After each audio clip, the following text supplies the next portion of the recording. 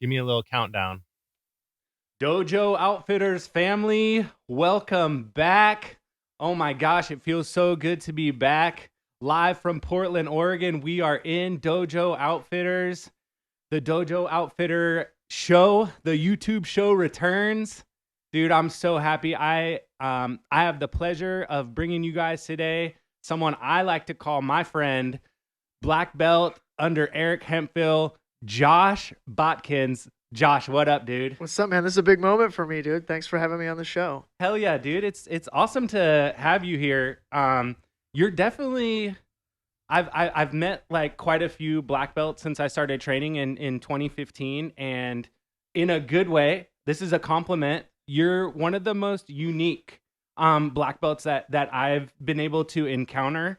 A lot of the things that I've got to learn from you, for everyone who doesn't know, we had a gym exchange for almost a year between PDX BJJ and then your school Eastside Grappling, and we learned a lot of really fundamental but unique lessons from you. And I just wanted to say that right away, that I just think that you're such a unique guy in a good way.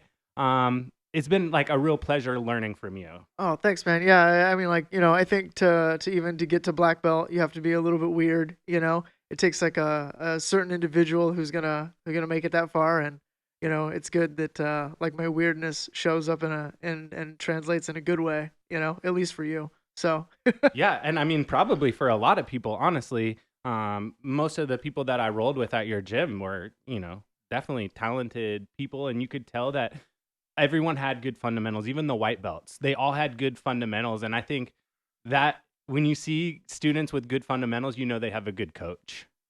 yeah, man. We would just try to really work on like core concepts and how those apply to whatever kind of technique you're doing or whatever way you want to wrestle. And I think a lot of that for me, it came from working with Follis like really early on when I started training. And like he was like he's a world class coach, like one of the best to ever do it. So kind of just picking up like the way he gave me information, and then like I mean basically just trying to rip that off now. And I just kind of saw what he did and really tried to run with it and do my best imitation of him. So I think that like shows that like that's how good he was, that me doing like a second rate impression can still get good results. Yeah. So start us kind of from the beginning. Talk to me about white belt Josh. When was the first time you got into jiu-jitsu? What was the situation? How did it happen? Oh man, so I was just like I had this job, and like a real job, and I was working with one of my friends, and his name was Clarence, and we were kind of like work buddies, and we sat next to each other in this like kind of corporate cubicle job. And like we were just doing what you do when you're like 21 years old, like Friday night, and it's like let's go get hammered and let's go to the bar and find some girls, and we were making good money and just being reckless, and just doing all the things that a 21-year-old man needs to do, like act like you're gonna be 21 forever. But I remember one day, like we're at work, and Clarence looks at me, he's like, "Hey man," he's like, "Do you want to go check out this like Team Quest gym?" And I was like, "What the fuck is that?" Can I cuss on here? Is that cool? Oh yeah, Okay, you good. definitely, Yeah. yeah, So, absolutely. so I'm like, "What the fuck is that?" And he's like, "Man, it's like this MMA gym." And I was like, "Okay, I think I've heard of that." And I was pretty stupid back then, but I had like boxed for like a year, just messing around, and thought I was probably knew what I was doing. And we just went in there and we took like a jujitsu class for like our first time, and like the way I was thinking about this is like this would be a great activity to do like before we go out to the bar. And so anyway, we went and we did like a fundamentals of no-gi grappling class. And dude, I didn't know what I was doing, and like I realized like I don't know how to use my body, and like everybody is like just messing me up. And like Team Quest back in the day was like a pretty like hard gym to be in. It wasn't as like open and like everybody's gonna make it, like to some degree. We they wanted some people to quit, or there was an attitude of like you got to be this tough to be in this gym. Yeah. You know, uh and man, I was probably one of those people that like wasn't gonna make that cut. And I just got wrecked. And on the way out, I'm like, dude, I can't wait to get out of here. And at this point, like, I don't even want to go out drinking. Like, my day is ruined. I got wrecked. My friend Clarence, he like signs up at this gym, and I'm like, son of a bitch, dude. Like, this is terrible, right? Because like now, like the things I'm thinking about. Number one, I'm like, dude, Clarence is gonna get really good at this, and he's gonna be able to like obviously beat me up, which like I don't know if I'm cool with that. And then it's like two, it's like, well, if he signs up and like I don't, like, I don't want to look like I'm a wuss or anything like that. So I'm like, yeah, I'll sign up too, like unlimited, yeah, 5 days a week. Let's do this. Uh, and we were going, and we were mostly doing jujitsu. We were doing a little bit of striking, but like mostly we were going to like these like no gi grappling classes. There was no gi jujitsu at Team Quest at the time. Uh, anyway, so my plan was, as I was going month to month, and like for my contract, and I was like, okay, Clarence at some point is going to have to quit.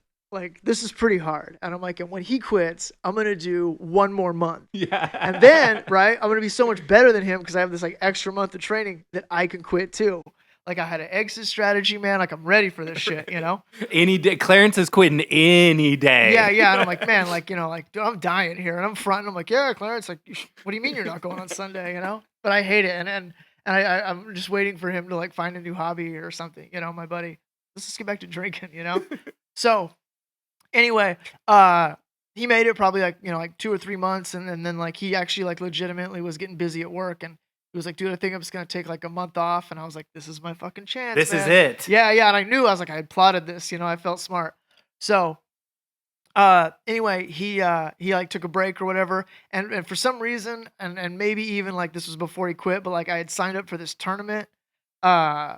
And then I was like, well, like I should probably like try to get ready for this tournament. Like, I don't know how to do that, but like I'll just keep showing up a lot, So I did that. And I took some privates and like I did that tournament. And I think I got first place in that, but it was only like, it was like sub league in 2005. So there was like 2 other guys, But dude, I've had some 2-man brackets. Yeah, yeah. I felt awesome. I was like, I'm on the podium. Yeah. So I went, and then like somewhere in that month where like Clarence wasn't training and I was just like waiting to quit, like I ended up here, like it just one thing led to another. And like, I was like, well, like I can do another week. And then I started working more with Follis, and like, he got me involved in like this like year-long like instructing course that he did. And I was like, well, I'll just try that. And I'd only been training probably like 6 months at that point, but that kind of just snowballed, and that got me like into, I guess, like meeting a lot of like, good people who were like super disciplined. And, I just got lucky, kind of like right place at the right time for like who to hang out with, And it's super cool now. Like end of the story is like years later, like now Clarence is like a purple belt at my gym.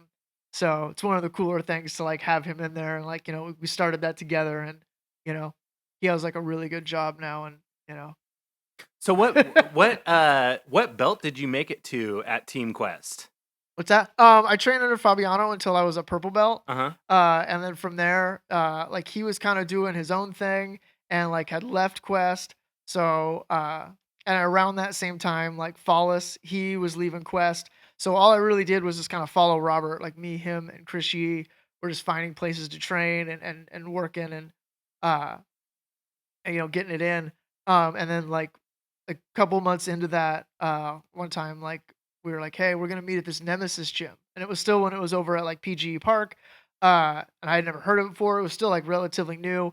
And like Robert and Eric were friends. They had trained together like back in the day. So we just started going in there and got to know Eric and really kind of liked what he was doing, and really, I guess, enamored with like the way he did jujitsu. He's a very unique like practitioner, and like he has a very like different approach to the game.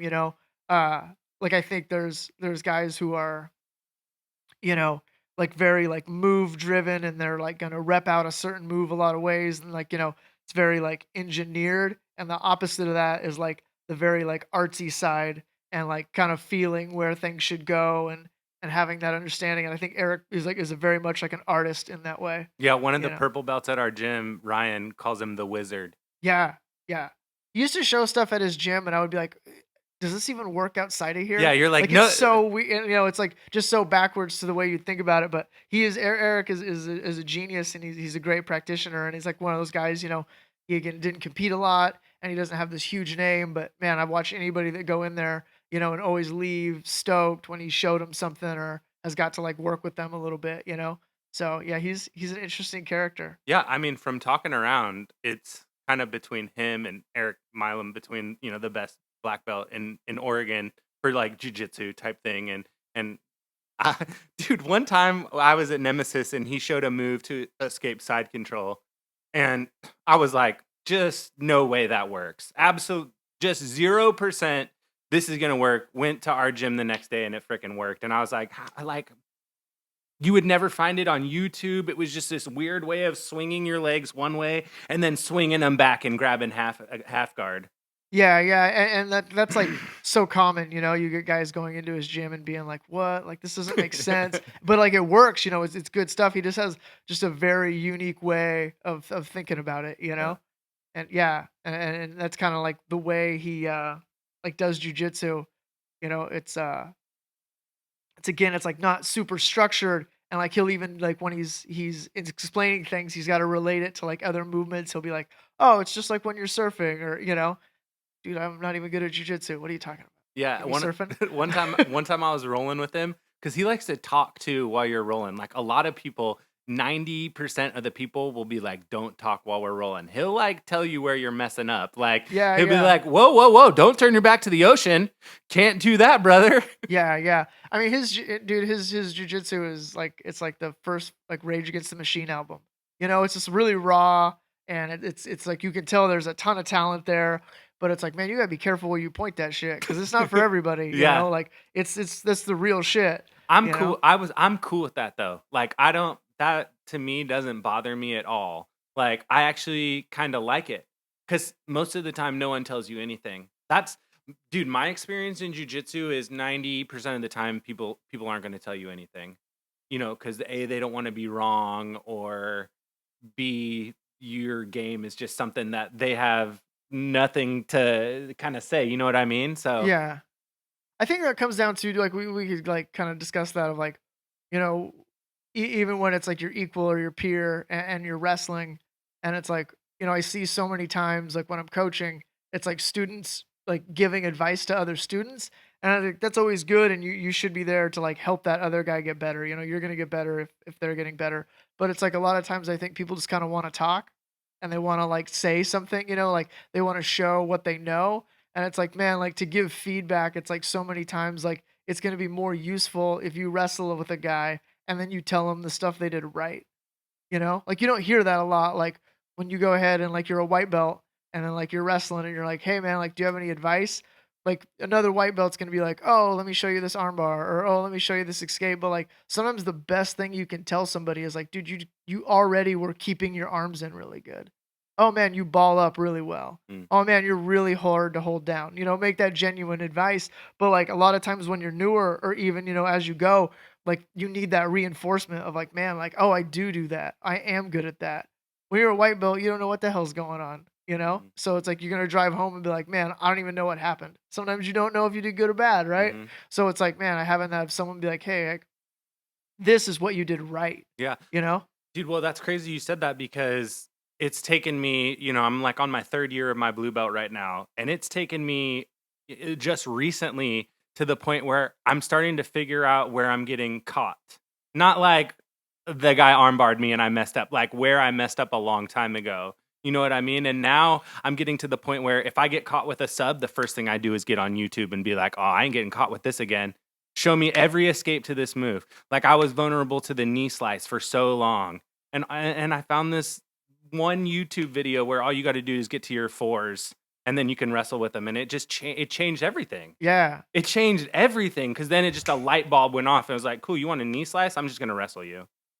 Yeah. And that's something different. Like you know, now I'm like an old timer, but like that information used to not be there. Like the people that like or the way that you obtained information was like by the people around you and like trying stuff. And like I remember like my coach when I was like a white belt when I was like new, you know, and him being like, yeah, like that YouTube thing, like I don't know, like and there wasn't a lot of information even on it because it was Yeah. brand new, you know.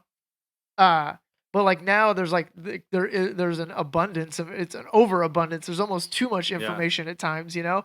So it's weird that we have so much access now to like good technique, you Yeah, know? well, yeah, of course. And it's like, dude, I'm like watching Keenan and watching Marcelo Garcia, and they got all these like, instructionals and stuff. And it's just like, I'm just piecing together everything from these dudes. You know what I mean? Like, I start asking some of like my black belt friends, be like, hey, who does this move the best?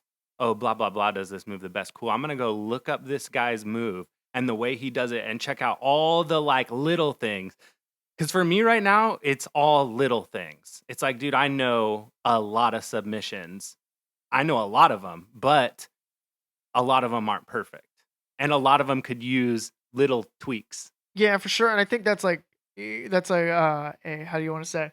Uh like that's a trade-off of having all this information now is because now like you don't really stick with stuff as long. You know, like I think like when I reflect, Yeah. like when I look back on like when I was a purple belt, like the big takeaway from that, I was a purple belt for probably 3 years, was like I was learning how to get up underneath people. Like how to get balled up like into like an X guard or load a guy up underneath. And that's what I felt like I worked on for like a good portion of that. Like it was just that idea, Mhm. you know? And like again, like there was information out there and I was looking for things and but it was like I stuck with that so long. When I was a brown belt, like the only thing I wanted to like I worked on, it seemed like was just like how to hold side control. Which is like the most basic thing, like but how good can you get at that and Mm. like how many miles can you put onto that technique? I think you're gonna get a lot further than having like a lot of moves. Mhm. So it's like now there's no secrets, but it's like there's so much information. It's almost It's too hard to much. pick. Yeah, and you got to do that if you want to be good. You really got to pick something and be like, man, like I'm really gonna integrate this. If you think you know a move at 100 reps, like that's pretty naive. Like we should think about years and thousands of reps to like be good at something. The best guys I know that have like an A game. They've been developing that like, the whole time they've been training, Yeah. Yeah. No, Sensei Andy talks about when he does his uchikomi, and how he's done probably millions now, and it looks the same, it smells the same, he always has this like weird joke. If you could smell it, it smells the same. Yeah, yeah, for sure. But it's like, to you it looks the same. But like to him it probably doesn't feel the same and it's like if you were to go and you take like try to like real basic example like Michael Jordan, right? And you were to ask him and be like, "Hey, like what are the 3 keys to good basketball?" Right? And he would be like, "Okay, it's these 3 things." I don't know what the fuck he's going to say, right? Maybe he only needs 2 things. I don't know, but we'll say there's 3 keys to basketball and Michael Jordan gives those to you. You can read that and it won't do anything for you. Like the words he's going to use and like, the way he's packaging that, like when he's going to say ball control, like that means literally like a lifetime's worth of knowledge there. So you can't be like, "Oh, I just control the ball." Like he put so much work into those things that like those mean more to him. You know Yeah. what I mean? Yeah, cool. All I got to do is a crossover behind the back, dribble past a 7-footer and dunk on him. Put me in, coach. Yeah, yeah. So and that's just because like he went and took certain things and looked at them over and over and over again, and now those carry more weight for him. Yeah. Dude, let's get back to how you kind of got into Nemesis. So like, did you kind of after you went there the first time? Did you sign up right then, or was it like in your head that you were gonna sign up, or how did it kind of go after that? So I guess like I was in kind of like a fun spot in my life. Like I wasn't really like working at a job anymore, and I think that was like around the time where I was like, okay, I'm not gonna go back to work. And I got to figure out how to like make money and stuff. So I was promoting shows, and I was like doing some events and stuff. Uh, and that was about the time where like Robert had left and left Team Quest, and we were going to Nemesis, and it just kind of felt like at the time like it was like the right place. It fit a lot of the other kind of like attitudes of my life at that point. It was just like the right place to be. So I knew that like I wanted to keep going back, and I was not sure at the time like where I was gonna train, if I was gonna keep training at Team Quest or if Robert was gonna stay here and do something. So we are just kind of hopping around, and then like I just wouldn't leave, and Eric couldn't get rid of me. So yeah, So he gave you your brown and your black belt. yeah. So talk to me about your getting your black belt. Did you know you were getting it, or was it a surprise? Oh no, none of those motherfuckers can keep a secret. Like I love all those guys, but like and it's like and that's like probably with like most gyms, but like like that's a gym full, like it's like a skate park, like it's real dudes in there. So it's like when you go in and then like someone's like, hey, like you're gonna be here on Friday, right? You're like, why would you ask that? And Yeah. then it's like the cat's out of the bag. Dude, Sensei Andy is the worst about that. Like, you're getting promoted, like when he's like, hey, just triple checking that you're going to be at promotion 6 p.m. It's Yeah. at Portland Judo. You have been there a few times before. Just make sure you're there. Nothing big is going on. Yeah, Just yeah, promotions. Probably you're getting a belt. yeah. So I totally knew that was that was gonna be the case. Yeah. Yeah. That's so cool. So, what did it feel like when you got your black belt? I don't know. I guess there's like a lot of things that go along with that. I've been coaching like for a long time. And I had been like doing jujitsu. Like I had been a brown belt, I think, for like 3.5, 4 years around there, like 3.5. Anyway, uh, I'm just judging by like how I would do like when I would wrestle like other black belts and stuff. Like I felt like pretty good. I was like, it takes I would say like at that time at least like a game guy to really like put it on me. Yeah. So I had like this idea of like okay like I think like you know like as an individual like I could be a black belt like on the mat at least. So I guess like yeah, and I was teaching a lot, so I felt like I felt ready to like take on the responsibility. I knew that I was still way over my head. There's a lot of shit to know, but I felt like I was like okay, I'm ready to try this black belt thing now. Yeah. Well, almost everyone that I've talked to said that their journey kind of started when they got their black belt. Yeah, I think it's like every belt you go through, the the use you get out of that later is it kind of serves as like a marker. You can kind of like sum up where you were, like oh, I was a blue belt when I was doing this, and oh, I made these mistakes when I was a whatever. Hmm. Um, but like when you get to a black belt, you've accrued so much time that it kind of it's a easy way to encapsulate that of like oh like I finally know enough to like really like know some to learn now. Yeah. Like I felt that at black belt, like right when I got my black belt, that like I was like oh I could probably like go to a class and like see what they're doing and like do that. Like I could probably like learn most technique, not be Yeah. great at it, but like I could learn what we're doing. Yeah. Well, I've kind of come to the point. I don't know that I could go to another gym, but I've been around my instructor for so long that anything that he shows, I kind of already have a grasp of. I'm not saying that I'm perfect at it, but he shows it, I'm going to be able to pick up on it because it's something that anytime Sensei Andy picks up a new technique, it is already a part of a technique that he already does. You know what I mean? He'll gravitate towards something that he's already good at and then just add on to that. So anytime he adds a new technique, it's like, oh, yes, I see where we're going with Yeah, this. and I think that's one of the benefits of like of sticking with some of the same guys that are going to teach you for a while is like now you understand his language. Hmm. When he says like something small like oh own this arm or elbow to hip or whatever, like that means a lot more than just what he said. You start picking up like his words and knowing what he means. Oh, keep this tight, or oh hip in, or exactly what he expects there. So it's like you can learn a little bit more from him in a short amount of time because you have that like rapport now. Hmm.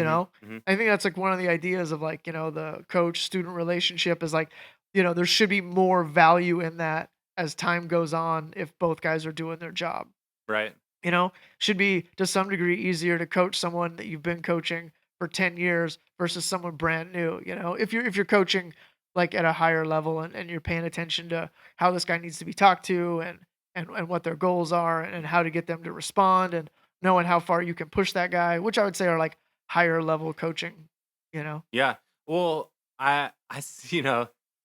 there's a lot of psychology that goes into being a professor as well. Something that I see Sensei Andy deal with is a lot of, dude, you're almost like a therapist too. You know what I mean? Because a lot of people come to you with their problems, and you're like someone good to talk to.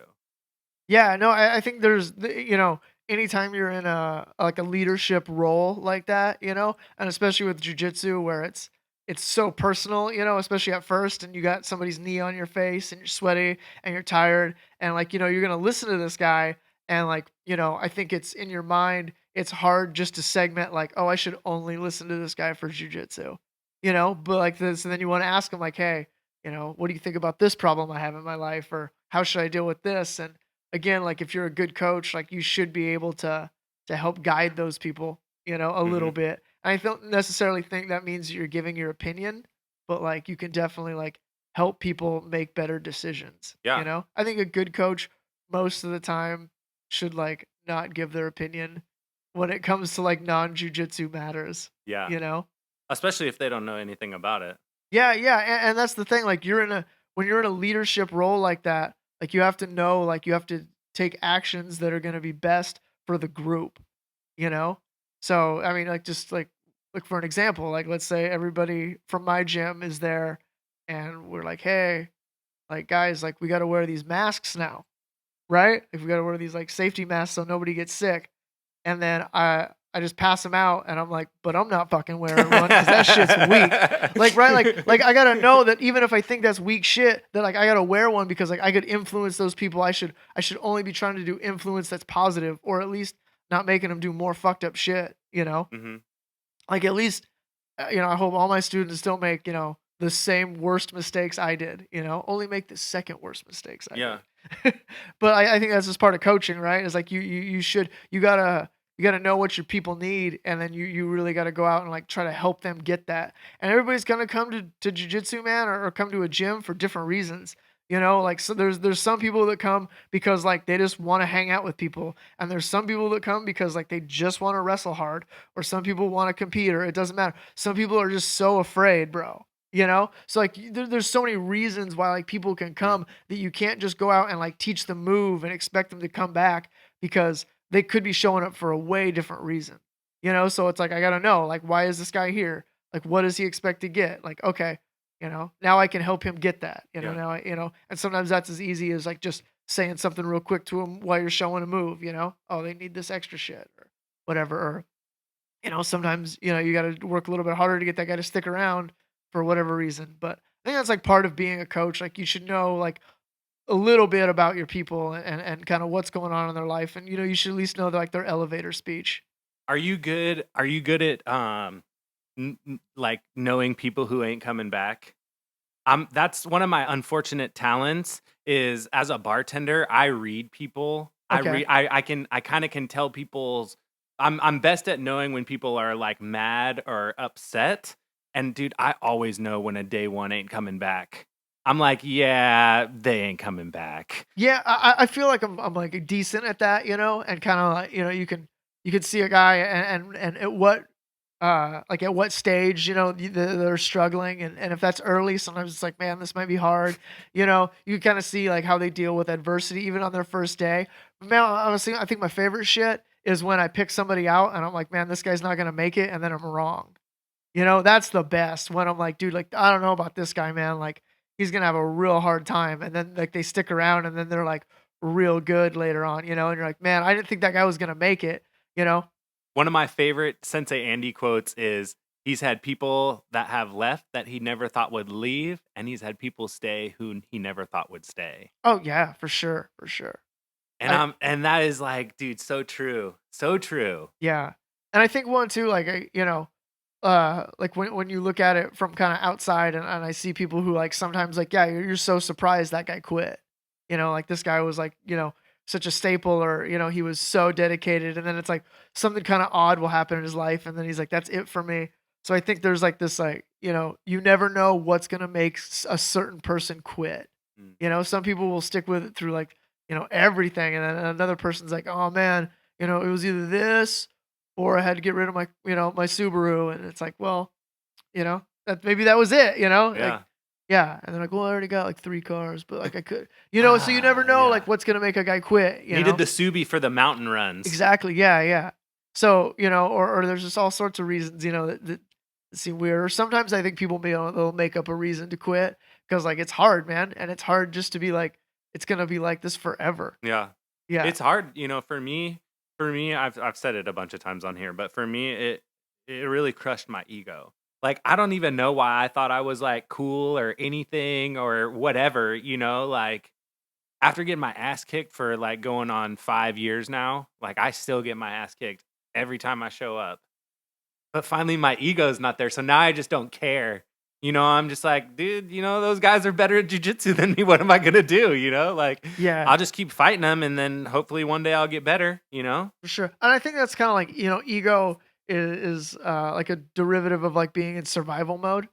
you know so it's like when you're making decisions to protect your ego like that, those are always going to be like short-term decisions. You're making those choices and you're acting in a certain way because like you can't have this happen. Like you feel like if something happens to your ego that like you'll be, you're not going to have, you don't have enough to go around, right? You're like, man, if somebody saw, like with jujitsu, this little girl choking me out, like I don't know what I would do if like people knew that. So you go into like this survival mode of like, you're making like short-term choices just so you can like support your ego. hmm But it's like once you get past that, it's like, the opposite of survival mode is like thinking like long term, right?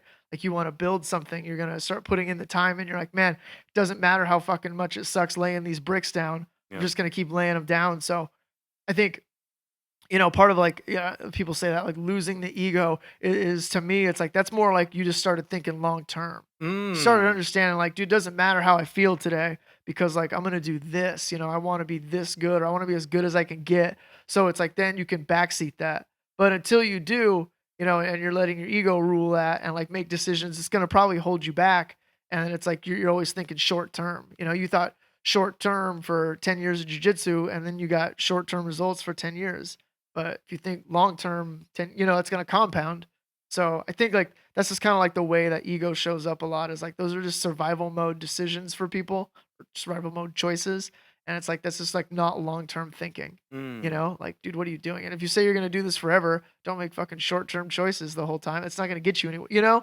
I do now. I'll tell you that much. That, but hey, but real talk. I think that I say lose the ego, but I have been making long term decisions with a lot of the stuff that I do, and being a dad and having to work, and having a family, and still wanting to train, and doing a podcast. It's like, dude, my life is busy. I could make up a million reasons why I can't go or why I shouldn't go, but guess what? I'm just gonna keep going. Yeah. And not care.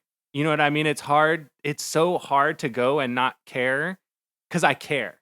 Like I care and I love jujitsu so much and I care. But as soon as you don't care, it's so fun. Yeah. It's so fun. Don't care I get subbed by a white belt. Oh, well, he got me, dude. You know what I mean? Like I'm a close to 40-year-old man, you know what I mean? With that only goes to practice twice a week. Like what type of ego do I even deserve to have? I'm not a competitor. I'm not I'm nothing. And that's what's helped me so much is it's cool. Yeah. My wife loves me. My son loves me. My friends like me. My gym lets me come. I'm good. Yeah. They let me keep coming.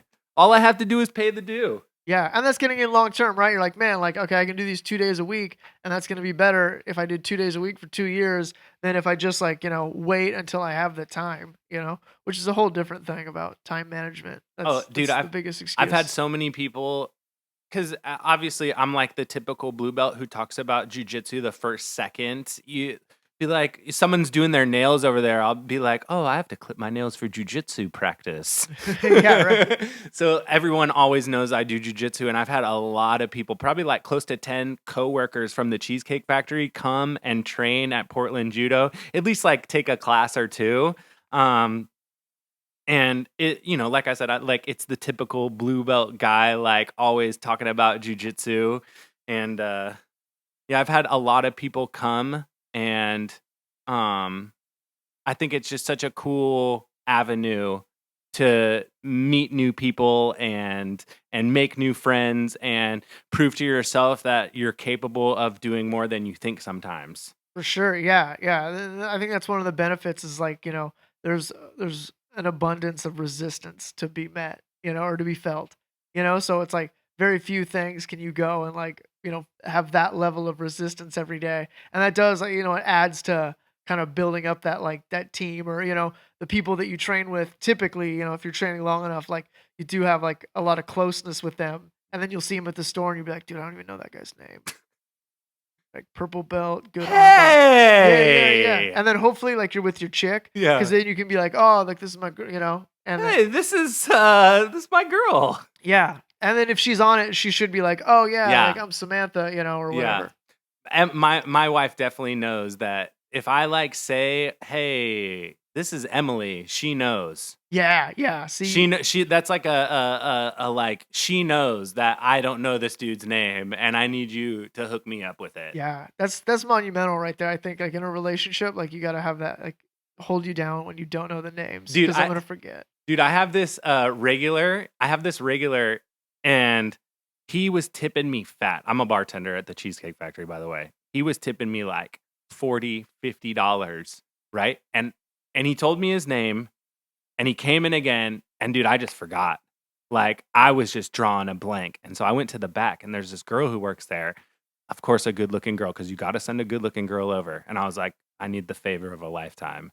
Go find out this dude's name for me. She just walks over, finds out this dude's name, comes back, boom, got it. Nice. Got it. It's teamwork right there. Teamwork. Making it happen. Teamwork. All right, dude, I have to start. When I started, I like I said, you're so unique. So I kind of want to get into some of the mantras that you kind of have for jujitsu. Okay. I think the coolest one is you can't armbar a T-Rex. You also have a snake guard, I believe. Yeah. And I'm trying to, and oh, the push pull thing. I don't know where did you come up with like all these like kind of like weird but cool analogies? I typically don't know like the names of a lot of moves, and it's like that's again like the name thing. Like that's usually like if I go and I like learn a technique, like the name will always escape me. So I'm always trying to like relate things in my head, or like name them to like non-standard jiu-jitsu names. So it's like this was never a problem until like I started like teaching full time at my own gym, and then I would like start and be like, oh, this is this. And then I'd be like, but that's not actually the name of it. Like this, there is no snake guard, but that's just what I call this sequence. So yeah, I started coming up with like different like names for some things. And if I could go back, that was probably a mistake. I should have been a little bit better with like how to do that. It doesn't add a lot of continuity to jiu-jitsu. Yeah. And then other parts of those are like those are core concepts. Like like you saw like push move ball for the guard. Push move ball, yes. So like that's just a core concept that like you're always gonna use. So it's like that's so easy to like relate back to all the time. And a lot of those core concepts like I got from Robert. Like he was the one to kind of like show me that. And I think that really allowed me, like, when I was, like, like, newer to, like, progress a little bit faster because I was, like, relating it to, like, these concepts all the time, Mm-hmm. So, yeah, some original, and then others, like, probably the best ones are all, like the principles of the guard and things like that. Like, that's all stuff that was given to me by Robert, and then, probably obviously given to him by somebody else, but it's the credit now. Yeah. Yeah. Dude, yeah, no, I think a cool story that I told you before you came on is after an open mat, my friend Jamie and I, the sound guy, shout out to Jamie, thanks for everything, bud. You sat down for us about 15 minutes after an open mat and kind of talked about the philosophies of the full guard. That was something that both of us were kind of really interested in. And the thing that, and I mean, this is forever ago. This is 3 years ago, maybe even 4. I don't even know. This is forever ago. And I still remember. Yeah. Was the fact that you said is from full guard just to stand up. And that just like, that's like sometimes you hear stuff because Phil said it best is that everything exists until you see it. It's something like that. You know what I mean? Like it already existed, but you just had never seen it before. And that was something so big for me. It's just like, dude, just stand up. Yeah. And that was just such a small detail, such a small thing to say. And it was just You know, like such a big thing for me and J May, honestly. Yeah, and like really, so like we just take that for an example. Like that, all we tried to do there was just get you thinking about that like conceptually, right? Like asking yourself, like, okay, if you have a guy in your guard, like what are the three things that can happen, right? It's like there's only three results that are really going to happen that are going to get you out of the guard. You're going to submit the guy, you're going to sweep the guy, right? Or you're going to stand up. And it's like right there, like whatever we were talking about that day, it's like it was kind of like lacking on one of those options, and it makes things real hard. And then you started like that day, you start pushing that guy's head offline or starting to get up, and you can see how it opens up the game like that. So we just need to identify those things, like those core concepts, and then we can label them, and it's easy to start working there, and especially from right there, like you've already been training a little bit, you've got some game, and then we just kind of like put all that information in like a real nice filing cabinet, and suddenly it's like way easier to find that shit. Yeah. You know, so that's like an easy thing to do. Uh, like for guys who have already been training, you've already got the game. So it's like, let's just organize that a little bit, bro. Yeah. And it's like, those are things you knew, you just you didn't organize them in the right way. Right. So tell me how you're the head coach at Eastside Grappling. Tell me how did Eastside Grappling become a thing? So I guess this is almost like 4.5, 5 years ago now. I was at this point where in my life where like I didn't really want to do much else other than jujitsu.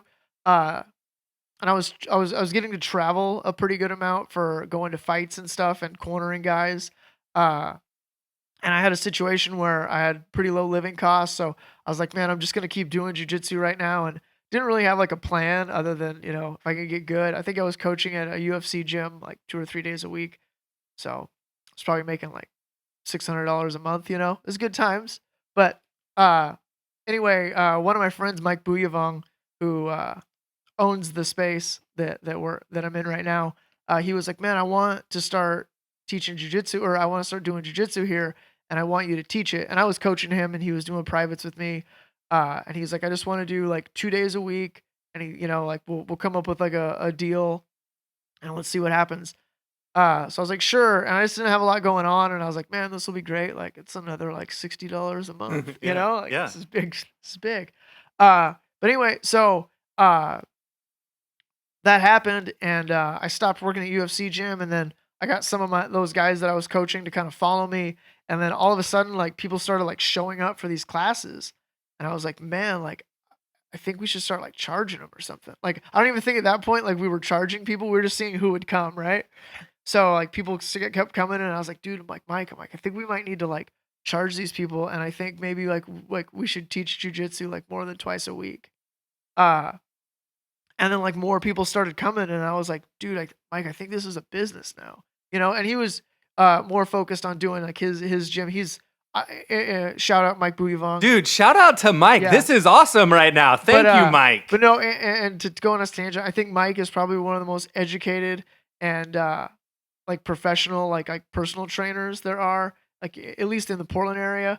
I think like he understands like fitness on like a pretty different level than a lot of guys do, and especially like body mechanics, and just kind of seeing what he does, and people who go in and talk to him that are in pain or can't, and the activity level he can get them to, like doesn't have a lot to do with jiu-jitsu, but Mike Buyavong is a super smart personal one of the best to do it. I think learned a lot from that guy just kind of watching him.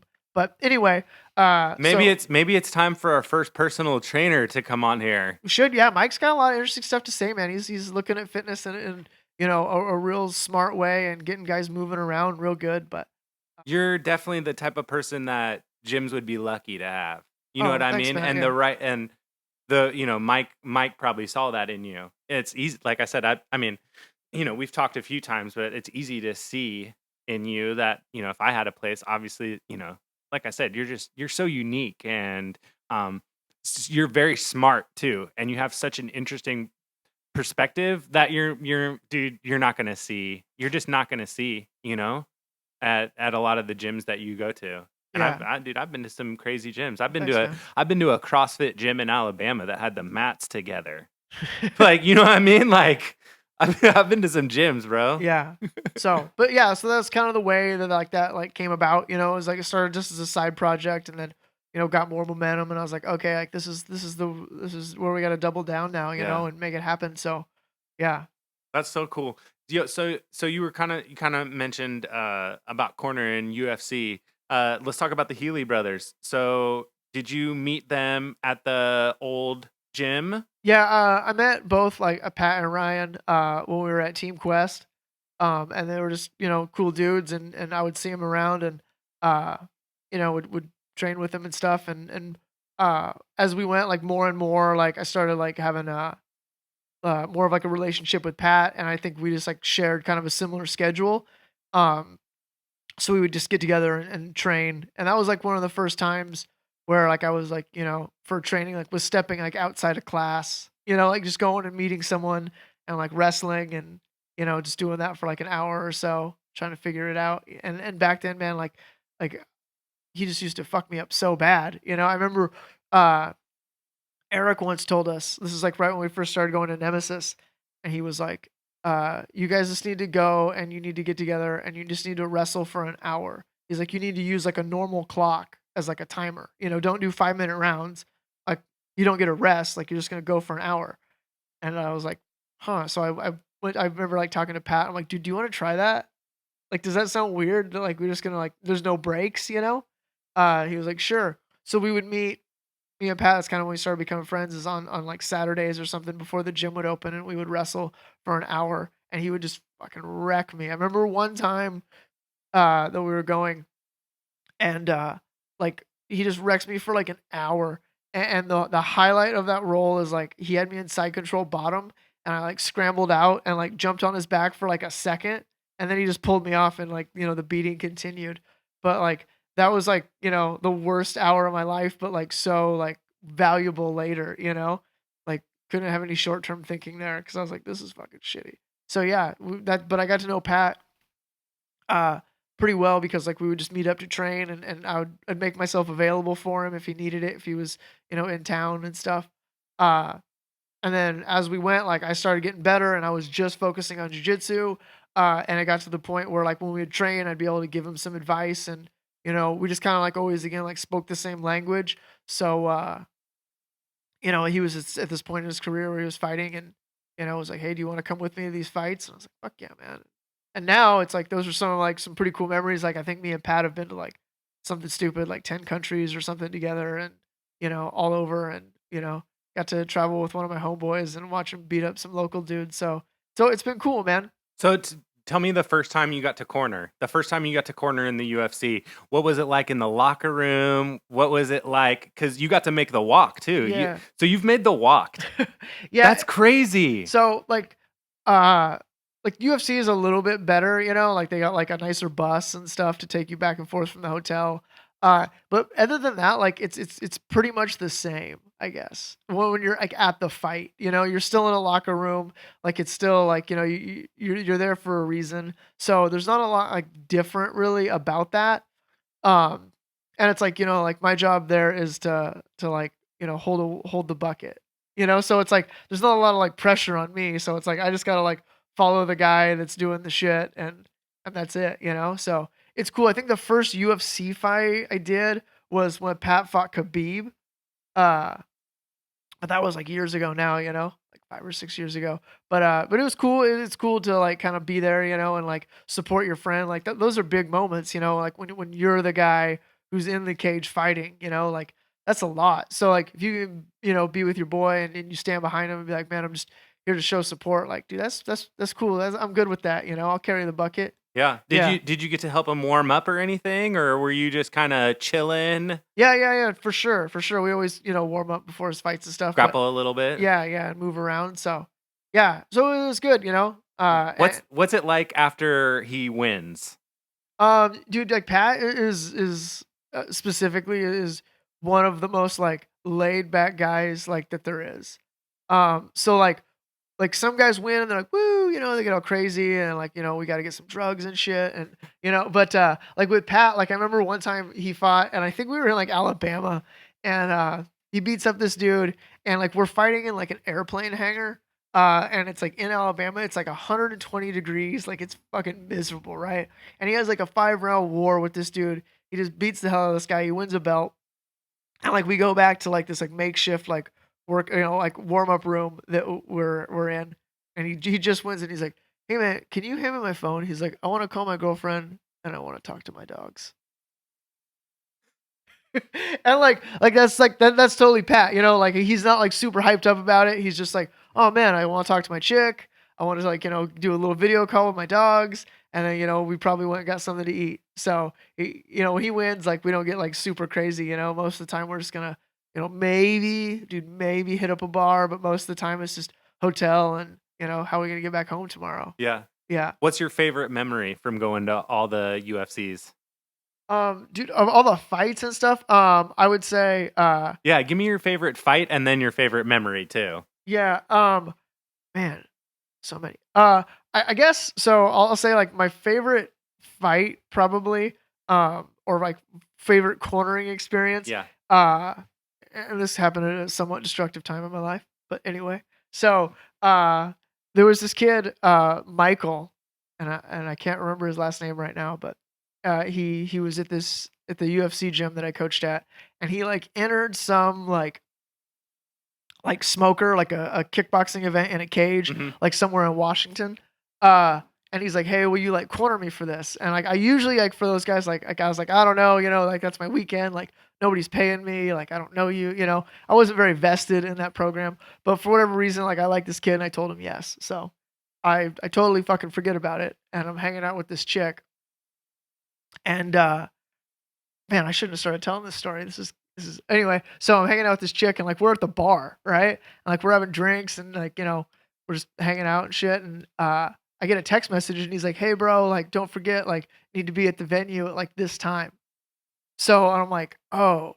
So I'm like, man, like this is bad. Like so, like I'm at this, like I'm at the bar, I'm at yours, right? So and I'm like, I have some choices now. Like I can tell this lady that I have a prior commitment, and then I can drive to Washington, and then I can corner this fight. That's cool. Or, I could bite the bullet and be like, "Michael, I'm really sorry, bro, but I'm hanging out with this lady right now, and we're drunk, and I'm not gonna be able to make the fight." And dude, I'm just like one of those guys that sometimes like I have a really hard time like making decisions, So I choose both. So I'm like, "Hey, it's gonna be the best first date ever. Can you hold a bucket?" She's like, "Yeah, let's go." So me and this girl, this massage therapist, we go. That's a good detail, right? Just throw that in there. No, that was valuable information. So like, hey, I'm just trying to paint the picture. I'm trying to paint the picture. Painted, yeah. my man. So anyway, we go and we get there, and he gets his hands wrapped up, and I'm trying to warm him up. And I do remember now that I was like, "Hey, like give him a massage." So like I'm thinking ahead. I brought a massage therapist. Brought a massage therapist. Anyway, so this kid goes out and he fights, and he is like motherfucking William Wallace in Braveheart. and I don't know, like it's like it's like a lower like kind of grade show, right? So like, dude, like my guy, like Michael, like he's not a big dude. He's like 145 pounds, and they got him up against like this big yoked out guy. Like that guy, he was like, "Yeah, man," he was like 175, but I said, "I don't care." And I was like, "Dude, I care. I care. Like, yeah, dude, this I is care not for a good you, idea." Bro. But he went out there and he just beats the shit out of this guy. Like just fucking and like, dude looks like a fucking like a pro out there, like Tasmanian devil style, like not getting tired, just beating the shit out of that guy. And he got done. I was like, dude, like that was like the most impressed I've ever been in my entire life, right? And I was like, dude, like that was great. So like that's probably like my favorite like fight story like that. Yeah, that's just because I was so blown away, right, about like how this guy and the dude he would fight was so much bigger than him. And like just looking at the two of them, and I'm like, man, this isn't gonna go well. Like I hope that this girl wants to hang out after this. Man, I don't know. And then you look like a genius afterwards. You're like, hey, you got 30 pounds too. Yeah. So, dude, but anyway, that kid, man, like, and I always like, I was like, that's like probably one of my favorites, but just kind of just being surprised and just watching him do his thing, Out there looking like Dominic Cruz with the movement. Dude, pretty much, yeah. And like, like the amount of adversity that kid like overcame, like having a coach that night that is on a date and like not fucking paying attention and not vested in his success, like, so like I tell that story and I'm like, yeah, he was a bad motherfucker. Yeah. And even I was standing in his way and he still won, You're like, this is Sheila, by the way. She's a massage therapist. I thought it was a good idea to bring her. Yeah. I think I needed her to drive at that point. Yeah. Yeah. Dude, that's massage therapist / Uber. Yeah. So we didn't have Uber probably back then. No, this was definitely pre-Uber. Yeah, for sure. Pre-Uber days? Yeah. Okay, so that was your favorite fight. What was your favorite UFC memory? Oh, man. I don't know. I didn't do too many UFC fights, I guess. And those all kind of like blend together, you know? But it is cool like being out there, I guess. And did you get to meet anyone super cool while you were doing it? Yeah. Oh, yeah, for sure. You know, and like you're always on the bus with those guys, and you know, going back. Okay, so here you go. Here's the story. Yeah, who was? Yeah. So, I want to say we're like in Toronto, and it's a UFC fight, and we're like all getting on these buses, and I believe the way that this is structured is that there's a bus for like the blue corner, and then there's a bus for like the red corner. Right. And I'm pretty sure for this we're just going to weigh-ins, right? So like Pat's cut weight and stuff, and we were all going down, and like something happens to where he's like, "Yo, man, I forgot like one of my bags or my hat or fucking something, you know." And he's like, "Can you run up to the hotel and get the room and get it?" I'm like, "No problem. Like that's why you brought me, you know." So like I run up and I grab the stuff. Well, when I get back down, like my bus has left, right? So like that bus already left. So the other team's bus is there. So like, which is not a big deal. Like I'm on the, you know, they got a list and shit. So I'm like, hey, like, I just need to get on there. And they're like, yeah. So like, I'm one of the last guys on this bus, you know, I'm holding up the show. And I'm starting to like, look, you know, it's full. And I'm like, man, where am I going to sit? And I'm like looking at these empty seats. And man, like there's like two guys in front of me. And one of the fucking empty seats that's there is next to George St. Pierre. And I'm like, dude, I don't want to sit next to George. Like, not George. And it's like, and not because like I think he's like weird or anything like that. Yeah. Or it's just like, you know, like that's an awkward thing. And what I don't want to do, like this guy's so tired of like signing autographs or like, you know, he doesn't give a shit if I'm like, dude, I'm really inspired by you. You know, like he doesn't want to hear that. I don't even want to deal with this, right? Like I want to take any other seat but the seat next to George St. Pierre. And in my head, right? And I'm thinking, I'm like, dude, like I don't want to like, if I had to sit by him, like I'm just gonna be quiet. Like I'm not gonna, you know, I'm not gonna act like a fucking fanboy, right? Yeah. Like that's not what we're here to do. Yeah. So like I'm going, and then you know I'm fucking sitting by George. Next thing we know, so he's like, "Hey, it's nice to meet you," and I'm like, he's like super friendly, right? Yeah. And I'm like, "Yeah, what's up?" And like we shake hands, and he's like, "Are you fighting?" And I was like, "No, are you?" Obviously, I know the fucking guy's not fighting, right? Obviously, I know this. Like, he would be like the main event, you know? And he's like, no, not tonight. He's like, I got a guy that's, you know, he's like, I got a guy that's fighting, and, you know, I'm just here to corner him and show some support. And I'm like, cool. And he's like, do you fight? And I said, no, I just do jujitsu. And I automatically returned the question of, do you fight? And he goes, yes. I was like, sweet. And then I was like, this is ridiculous. And he's like, in the UFC even. And I was like, oh, cool. And he's like, yeah. He's like, very nice company. He's like, they even gave me a belt. And I was like, oh, man. So the rest of the time, I was just like quiet next to George. You like wanted to like put, like, is there any way we could put some kind of like divider between me and the champ? And this is definitely like at the height of his, you know, of his greatness, you know, like right around like probably the Jake Shields fight or something. Yeah. And I'm like, oh, yeah, you fight too, huh? So. Yeah. Oh my God. Dude, that literally made me cry. That was so funny. Okay, dude, before we get you out of here, I have two more questions I really want to get to. And the first one is, if people follow you on Instagram, it's clear you are an avid book reader. I mean, avid. You've read more books than me in my entire life. Talk to me about when did you really get like hooked into reading books and analyzing them? So that's actually probably like somewhat more recently. I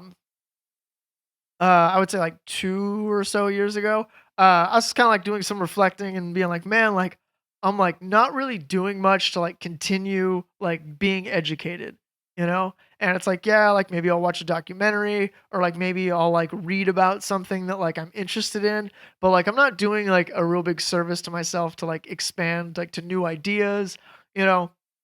And I mean, this will be the case for everybody always, but there's always way more that you don't know about than you do, you know?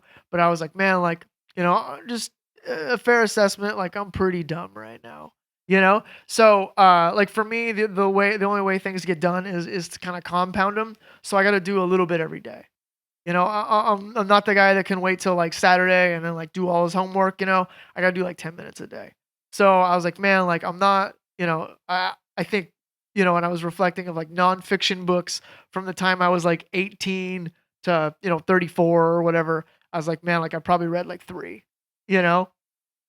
And one of those is like the Russell Simmons biography, So, like not a lot of like real like heavy reading, not trying to expand and really like learn the ways of the world. So I was like, fuck it, I'm just gonna do 15 pages a day. So I just started going over like some books that like seemed interesting to me. And I was read 15 pages and I'd put it down. And then like next thing I knew, I was like finish a book and I was like, oh okay, like got an idea of how that went and like just on to the next one. So that's just what I do now, man. It's just like part of my day and just 15 pages a day every day. And sometimes those pages come real quick, sometimes you get into a book and you want to rip through it. You do 100 pages in a day because it's like really speaking to you. And other times, you're going to read something, you're really going to struggle with it. But I try, like, if I'm going to start something, man, I got a book, I'm going to finish it. I think it's really important for me. Like, I like to read shit that I don't agree with. I want to read like books about like, the government and like written from a perspective that like I don't agree with because like I want to know like why those people are saying those things. I don't like reading necessarily like things that like, are of the same opinion that I have because I think that's like easy to digest, and it's like you can start looking and just reinforcing your own ideas if you're out there like searching for information, and it's easy to think that you're right or you have it figured out. So try to like expand outside of that if I can and just learn about shit, What tips would you give for someone who was interested in starting to get back into reading? Just fucking read, man. Just pick a book and read it. You do 15 pages a day, you're going to be so surprised, dude. 15 pages a day on an average size book, you're going to finish that in less than a month. 50, you do 10 pages a day, you're going to read 10 books a year. And for most people, like watching this or listening like that, like, dude, like think about how many like books you took the time to read, to really like expand, what you know. And it's like, dude, 10 a year would be a lot for most people. That would be a big step up. And that's easy to do. That's 10 pages a day. That's nothing. Mm-hmm. So, I mean, there's so much information out there and just be open to it, like I think it's Ray Dalio that talks about like 3 types of information. I think that's in his book, but and this is just really useful. And he was like, and I think other people have said this, but he touches on it. And he's like, there's 3 types of information. He's like, there's known knowns. There's shit out there that you know about that exists. There's things out there that you know, basically. And he's like, the second type of information is known unknowns. There's things out there that you know about, like that exist, but you don't know anything about them, right? Like that's a known unknown. Like, I don't know, like how does nuclear power work or how does a vaccine work? Like we know these things are out there like me and you, but like we don't know they exist or like how they work, right? Like it's a known unknown. We're like, oh, there's some shit over there and like we don't know about it. We can put jujitsu probably in that too. We're like, we know it's there, but we don't really know about it. Yeah. And that's good. Like it's good to identify that shit. It's good to know, that there are known unknowns out there for you, right? Like man, like that's out there and I don't know about it, and I know that I don't know about it, so like I'm gonna try not to comment on it, or I'm not gonna act on my instincts in that because I just don't know how it works. But the dangerous shit is like the third type of information, and those are unknown unknowns. That's like the shit that you don't know exists and you don't know anything about it, So it's like those things are usually dangerous, to you if you don't know about those. So you want to start checking shit off the unknown unknowns. You don't want knowledge to be like space for you. Dude, I have a lot of unknown unknowns. Yeah. Unfortunately. So, but like right, like so we just want to like start moving over, and it would be better if you at least identified some of those like unknown unknowns, and and dude, you read a book on anything, man. Like really, but just start putting it together and seeing how, I think, studying the way like people write and the way people communicate and to understand like word flow and how to convey an idea. Like those are things that are always probably going to be useful. Yeah. You know, that's just like communication is like such a huge part of our lives. So it's like, why would we not want to like, you know, not only learn, but like study other communicators or like great communicators, people who, you know, like some of my favorite books are the ones that like just seem super simple, but like can explain complex ideas, you know, doesn't need a lot of words to convey like that's my idea of like good writing or good communication, you know? It's like you don't have to necessarily like be super technical with it to get your point across. Yeah. You know? So I just think like that's really important, like in what we do. So yeah. Dude, super interesting. All right, last thing, and this is kind of like a fun one. Dude, where did the veggie tossing to your dog come from? That is one of my favorite things about your Instagram story. You'll see the dog, you'll go back to the cutting board, you'll see the veggie, boom, Kobe. Yeah, I know. So yeah, dude, I got this dog, man. And what's the dog's name, by the way? Her name is Bento. Bento, yeah. Oof. So she's like a Shar-Pei mix. Yeah. As a rescue dog. But like I got no idea what the rest of the dog is, you know? She's just kind of just a hodgepodge of like spare dog parts. Yeah. But anyway, so like, you know, like that's my roommate, you know, and you know, every time when I'm cooking, she'll come and she'll chill out and she's like wants to know like is there anything gonna like, you know, to eat, you know, is anything delicious gonna fall like off this table or whatever, you know? So like I try to like with my dog, man, like I try to like, you know, I want her to live like a long, healthy life and I don't want to be feeding her like all this cheese and like scraps and shit. So like one day I just threw like some kale on the ground, like the stalk, right? Yeah. And she ate that shit and I was like, huh. And then like now she'll just sit, dude, and I just throw it right at her face and she starts catching it. But like she'll put it down and she really loves the broccolini. I think that's like the number one for her. That's dessert. Yeah. But like, dude, like other times, like, dude, she won't like listen, and like I can like get her with like, you know, you tell your dog like, hey, come over here, I'll give you a treat, you know, you try to like bargain with your dog, and like she won't like bargain too much, but like with the veggies, dude, she's down. Yeah, dude, that's so funny. Well, dude, it was so amazing to sit here and talk to you. I actually lied. We got one more. I got one more. Dude, we're in the midst of a pandemic right now. For sure. Dude, I forgot that I wanted to get your opinion on this. So let's take a couple more minutes. I'm definitely interested to know what you think about the whole COVID-19 pandemic that we got going. Oh man, dude. This could be a long last question. We could go. We got time. Yeah. We got time. So, like one, I think, you know, you have to, when you look at that situation, it's like for me, right? Like that's really, you know, it's been a headache, and I got to close my gym. You know, I had to really change like what I'm doing for the time being.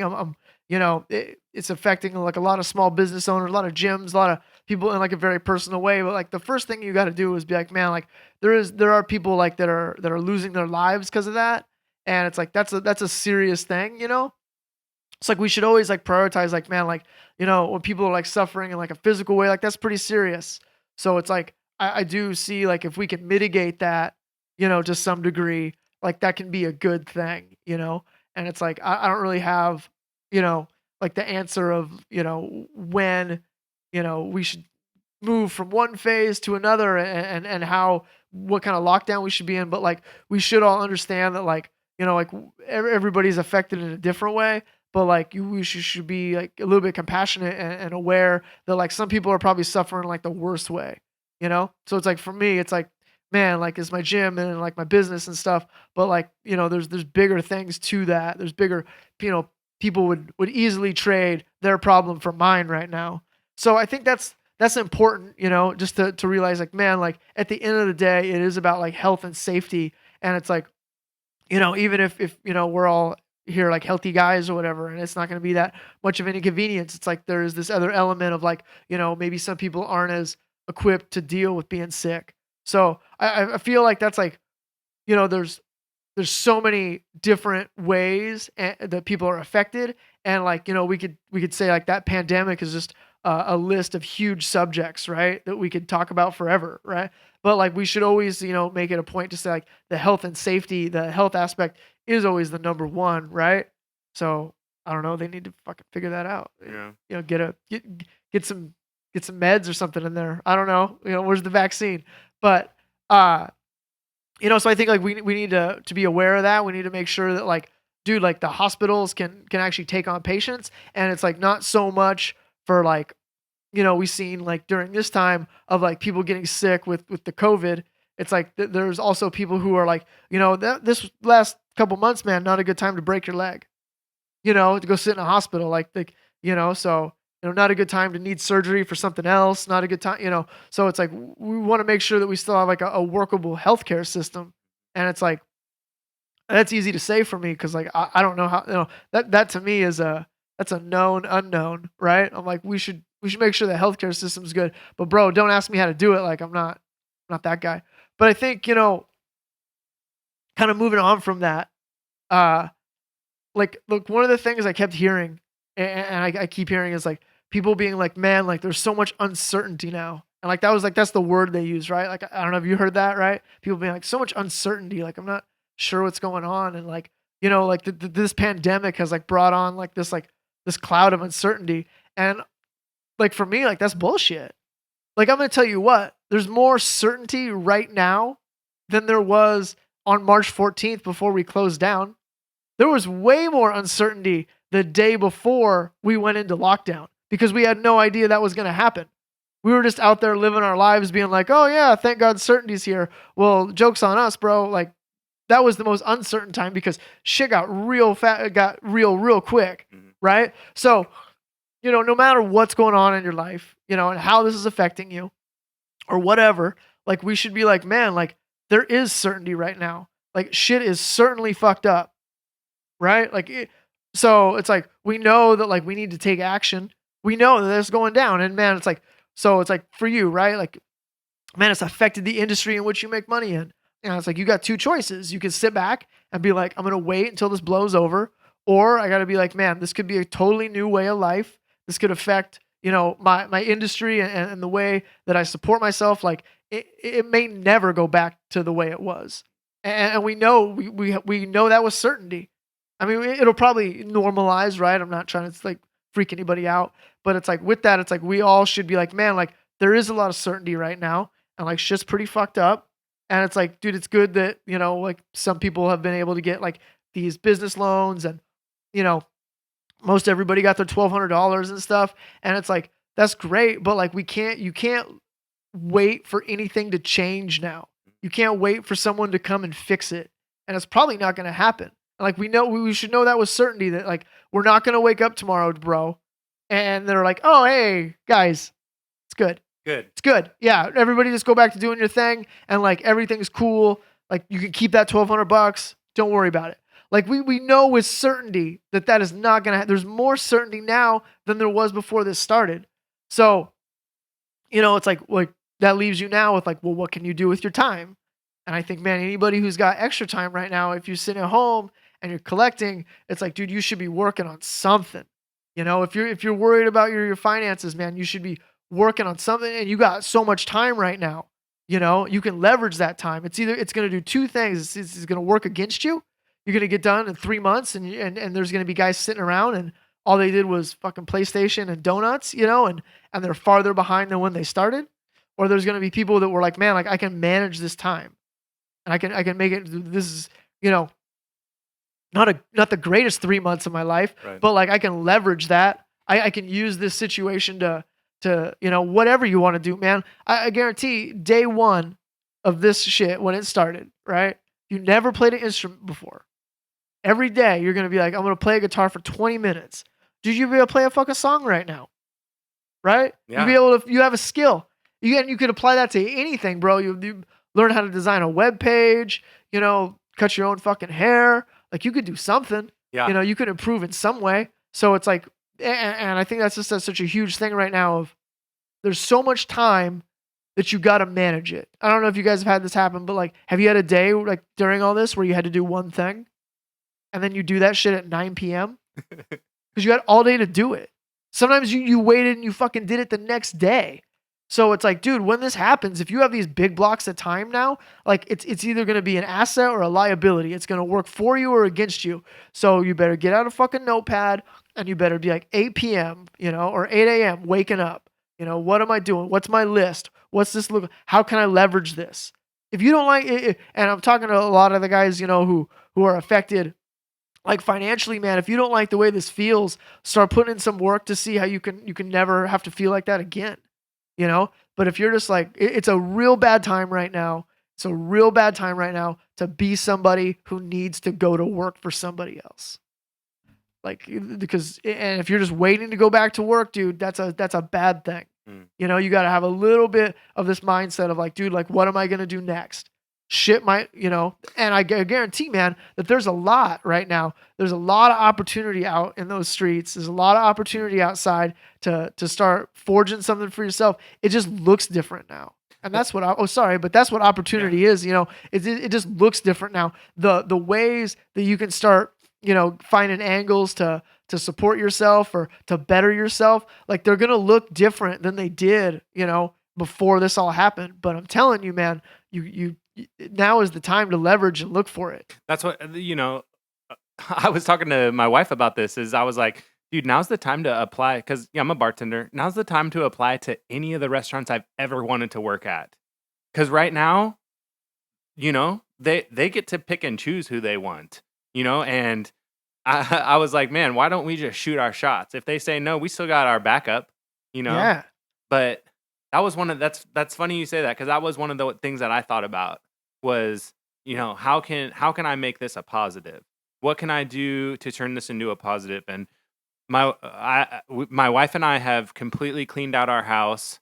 I mean, we cleaned it, did a whole new front yard, backyard, doing yard work, just trying to stay busy. I've tried to turn this into as big of a positive as I can while still, social distancing. No, for sure. And like, I think that like, just because like we started off and there's a lot of negativity out there. There's a lot of negative things that are happening, right?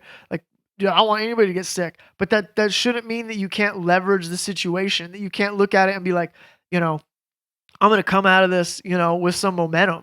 I feel it's like, so we take like any sort of situation, right? Like any sort of scenario. We use this scenario specifically. There's always going to be like 3 outcomes, right? Of how people fare. So like for this, right? Like the first one, and we already said, is there's going to be people who went into this and didn't come out. Like people died, right? Like US, like death toll is like 73,000 people, right? So we already know like some people are going to go in and they're not going to come out, right? Okay. Number 2 is there's going to be people that go into this event, no matter how they're affected, right? And they're going to come out weaker. They're going to come out farther behind than they were, right? And then the third for that is people that go into this and they're going to identify that they have time that they need to manage, that there's things that they can start doing, they can start putting the bricks in place, and they're going to come out, not necessarily better off, but stronger, So it's like you can do that. And like, dude, which one of those categories do you want to fall in? It's going to take some discipline, man, to write that list and be like, dude, I don't got to go to work every day, but I'm going to make this, like the most valuable time I have right now. Like, the interest rate on the investment of time right now is at a all-time high. Yep. Because there's an abundance of time, and it's like you can just start doing it. You could get so good at something right now. Whatever you wanted to do, you could really tackle it. So I just think like that's an important thing. People should be categorizing. Man, do I want to come out of this? Like, how do I want this to look? And you gotta know, man, it sucks, but like nobody's gonna take care of you. Yeah. Ain't nobody gonna fix these problems, and you might get some help, and that's cool. But like, if you really want things to get back to carefree and whatever, then you better get working, man. You gotta start managing that time. Yeah, dude, this was amazing. This was so fun. I knew it was gonna be fun. Like we've had good conversations before, but dude, great time. Guys, Josh Botkin's Eastside Grappling. When all this is over and done with, man, please go check him out. Such a fun dude. Really fun to roll with. And yeah, guys, peace, Dojo Outfitters. I love you.